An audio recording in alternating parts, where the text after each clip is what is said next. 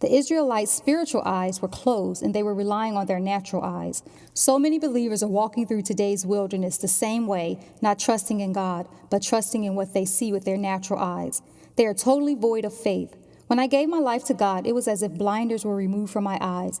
God continues to allow me to see things from His perspective. Through His word, I was able to change my mind and see Him as my Father, my teacher, and my friend. I know that God only wants the best for my life, and it is never God's desire to harm me. Now, there are some things that are obvious to the eye, leaving very little room for interpretation or misinterpretation. But even in those seemingly obvious things, it is important to seek God's thoughts concerning them. When the doctor suggested that I was ill, he was basing his opinion on what he was seeing and on his understanding of how the human body works. It was my responsibility to take the doctor's diagnosis and find out what God's thoughts were concerning it.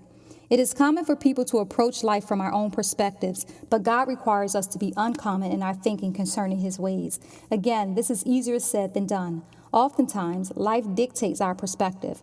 Our feelings are based on our perspective. Our responses are based on our perspectives, and our actions are based on our perspective. There are several definitions of perspective, but the one that stood out to me is one's mental view of facts or ideas. I laugh at that definition because we often say that something is a fact, but the reality is that most things are a matter of perspective, including the Word of God, because it is interpreted through individual perspectives, which is why the words, according to your faith be it unto you, are so profound.